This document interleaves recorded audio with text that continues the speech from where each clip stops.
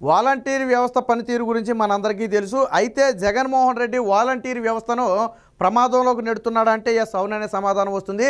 వాలంటీర్ల భవిష్యత్తును కూడా ఇబ్బందుల్లో పెట్టే ప్రయత్నం జగన్మోహన్ రెడ్డి చేస్తున్నాడు. ఎందుకనంటే వాలంటీర్లు అనేవాళ్ళు రాష్ట్ర ఖజానా నుంచి డబ్బులను జీతంగా తీసుకుంటున్నారు. అంటే ప్రజాప్రాతినిధ్య చట్టంలోకి వాళ్ళు కూడా వస్తారు. మీకు అర్థమయ్యేటట్టు చెప్పాలంటే ఇప్పుడు ఇతర ఉద్యోగులు ఎలా ఉన్నారు, ఒక టీచర్లు కానివ్వండి, పోలీసులు కానివ్వండి, రెవెన్యూ శాఖ కానివ్వండి, ఎలా అయితే ప్రభుత్వ ఉద్యోగులుగా ఉన్నారో వాళ్ళు ఏదైతే నియమ నిబంధనలు పాటించాల్సి ఉందో అదే విధంగా వాలంటీర్లు కూడా ప్రభుత్వ ఖజానా నుంచి జీతంగా తీసుకుంటున్న నేపథ్యంలో అదే నిబంధనలు వీళ్ళు కూడా పాటించాలి.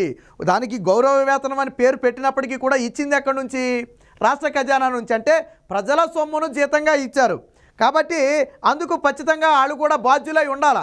అంటే ఏ పార్టీకి కొమ్ము కాయకూడదు, ఎవరికి ప్రచారం చేయకూడదు, ముఖ్యంగా ఎన్నికల కూడా అమలు ఉన్న సమయంలో ఎటువంటి ప్రలోభాలకు గురి చేయకూడదు.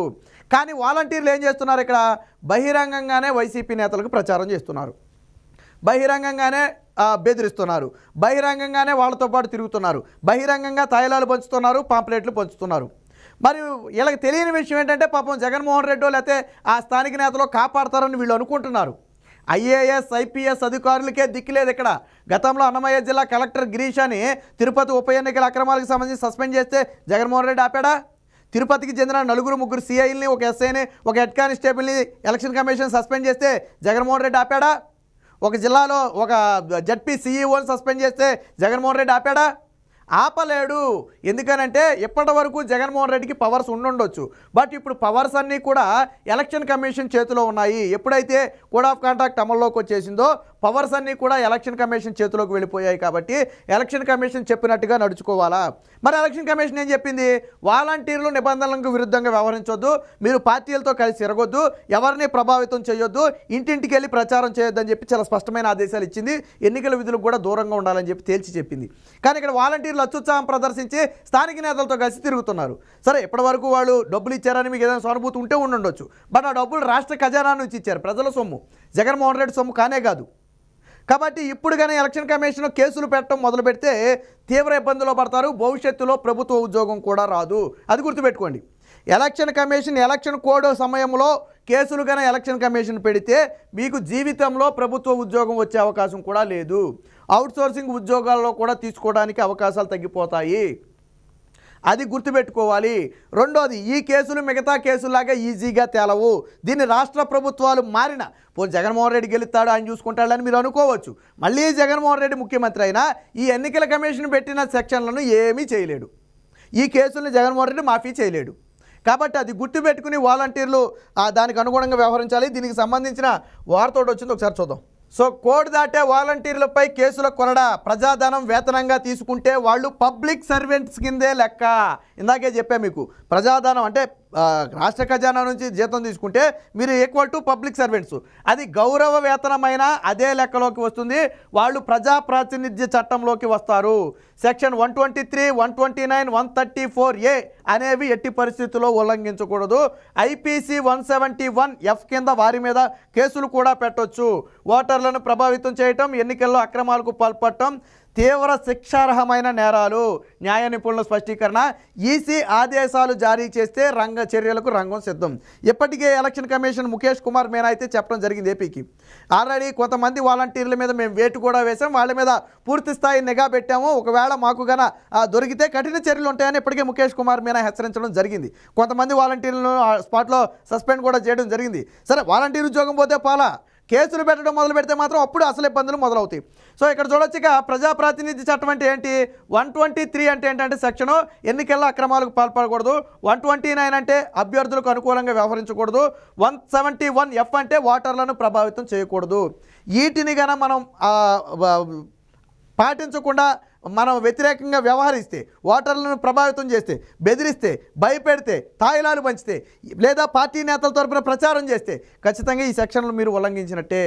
ఒకవేళ ఈసీగాన మీరు కంట్రోల్ తప్పుతున్నారు అని భావించి వారి మీద కేసులు నమోదు చేయాలని ముఖేష్ కుమార్ మీనా ఒక్క సంతకం పెట్టి ఒక సర్క్యులర్ గాన జారీ చేస్తే ఇక అప్పటి నుంచి మీ మీద కేసులు పడుతూనే ఉంటాయి. ఆ కేసులు ఆషామాషీగా పోవు. ఇప్పటివరకు మీరు నెలకు 5,000 జీతంగా తీసుకున్నారు, కానీ ఈ 5 ఏళ్ళు తీసుకున్నది మొత్తం కూడా కోర్టు ఖర్చులకు పెట్టాలి. అంత ఈజీగా కూడా బయటకు రాలేరు. కాబట్టి ఏంటంటే వాలంటీర్లు చాలామంది తెలియకపోవచ్చు ఈ డెప్త్ అంతా.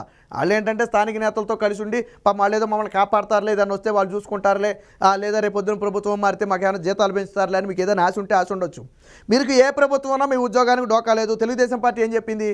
వాలంటీర్ వ్యవస్థను కొనసాగిస్తాం, మేము ఎట్టి పరిస్థితుల్లో తీయం హామీ ఇచ్చింది కదా. కానీ ఇప్పుడు మీరు నిబంధనలకు విరుద్ధంగా వ్యవహరిస్తే రేపు ప్రభుత్వాలు మారిన తర్వాత విచారణ చేసినా మీకే ఇబ్బంది. రేపటి రోజున వాలంటీర్ వ్యవస్థను కొనసాగించినా మిమ్మల్ని కొనసాగించరు.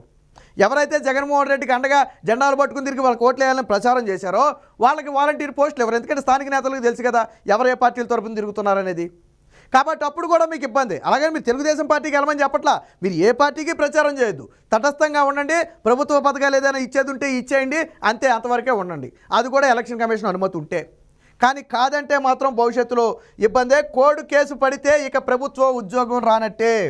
చట్టాన్ని గౌరవించాలని చెబితే వినాలి, బాధ్యతతో మెలగాలి, ఇవేవీ కాదని అధికార పార్టీకి సలాం చేసి గులాములుగా మారితే చట్ట జులిపించడం మాత్రం ఖాయంగా కనబడుతుంది. ఇక్కడ చూడొచ్చు, కోనపేట జిల్లా అంబాజీపేట మండలంలో కొంతమంది వాలంటీర్లు ఏం చేశారంటే జగన్మోహన్ రెడ్డికి జై కొట్టారు వైసీపీ నేతలతో కలిసి. వెంటనే ఎలక్షన్ కమిషన్ ఏం చేసింది? వాళ్ళ మీద వేటేసింది. ఈరోజు ఈజీ, ఎవరి తరపున ప్రచారం చేస్తున్నారో ఓ ఫోటో తీసి ఆన్లైన్లో పెట్టేసామంటే ఎలక్షన్ కమిషన్కి వెళ్ళిపోతే ఇమీడియట్గా చర్యలు ఉంటాయి. ఇదేదో విచారణ చేసి ఎప్పటికో చర్యలు తీసుకుంటే అప్పటికి ఎలక్షన్ అయిపోతుందని మీరు అనుకోవచ్చు. ఈరోజు ఒక రోజులోనే వీళ్ళ మీద వేటేశారు ఒక ఆధారంతో ఫోటోలో. కాబట్టి ఎప్పటికైనా వాలంటీర్లు జాగ్రత్తగా మెలగాలి. మీకు బోర్డంత భవిష్యత్తు ఉంది. ఈ 5,000 జీతం కోసం సరే మీ అవసరాల రీత్యా మీరు పనిచేసి ఉండొచ్చు, దానేం తప్పు పట్టట్లేదు. బట్ ఎన్నికల సమయంలో తటస్థంగా ఉండటం అనేది అవసరం. మీరు ప్రజల సొమ్ము జీతంగా తీసుకున్నారు, జగన్మోహన్ రెడ్డి సొమ్ము కాదు, అది గుర్తుపెట్టుకోండి. రేపు ప్రభుత్వాలు మారినా మీకు ప్రజల సొమ్మే జీతం గెత్తే. నేనేమో చంద్రబాబు నాయుడు గారి జేబులో నుంచో పవన్ కళ్యాణ్ జేబులో నుంచి ఇస్తారని నేను చెప్పట్లా. అప్పుడైనా సరే మీరు బాధ్యతగానే ప్రవర్తించాలా. అప్పుడు కూడా ఏ ప్రభుత్వానికి అనుకూలంగా వ్యవహరించాల్సిన అవసరం లేదు. మీరు ఒక పార్టీకి అనుకూలంగా వ్యవహరించడం అనేది ఇక్కడ ఖచ్చితంగా తప్పు. ఆల్రెడీ ఎలక్షన్ కమిషన్ హెచ్చరించిన తర్వాత చేయడం అనేది మరింత తప్పు. కాబట్టి ఎప్పటికైనా వాలంటీర్లు ఒళ్ళు దగ్గర పెట్టుకోవాలి. ఎందుకంటే జగన్మోహన్ రెడ్డికి కానీ పార్టీ నేతలకు కానీ పోయేదేమి ఉండదు. వాళ్ళు మీతో పనులు చేయించుకుని గెలవాలని ప్రయత్నం చేస్తున్నారు. బట్ మీ జీవితాలు నాశనం అయిపోతే ఎవరు వచ్చి మిమ్మల్ని కాపాడే ప్రయత్నం చేయరు. కేసులు పడితే మీ వెనక ఎవరు నిలబడరు. రేపు పార్టీ ఓడిపోయిందంటే అంతకంటే దారుణమైన పరిస్థితులు ఎదుర్కొంటారు. విచారణలు జరుగుతాయి. కాబట్టి వాలంటీర్లు ఏంటంటే తెలుసో తెలియకో ఎప్పటివరకు ఏదైనా చేసున్నా ఇప్పటి నుంచి దూరంగా ఉండండి. రాజకీయ నేతలతో కలవద్దు, వాళ్ళతో ప్రచారాలకు వెళ్ళొద్దు, ఎవరిని ప్రలోభ పెట్టే ప్రయత్నం చేయొద్దు. ఏదో కొంతమంది నేతలు 5,000 10,000 ఇవ్వటమో లేకపోతే ఏదో మీకు తాయిలాలు ఇవ్వటమో చేస్తున్నారు. వాటి కోసం కకృతిపడి మీరు ఇలాగ వెళ్ళారు అంటే మీ జీవితాలే ఇబ్బంది పడతాయి, తర్వాత మీ కుటుంబాలు కూడా ఇబ్బంది పడతాయి. కాబట్టి వాలంటీర్లు ఎప్పటికైనా సరే జాగ్రత్తగా మెలగాలి. లేకపోతే ఎలక్షన్ కమిషన్ తీసుకునే చర్యలకు మీరు బాధ్యులుగా మారుతారు.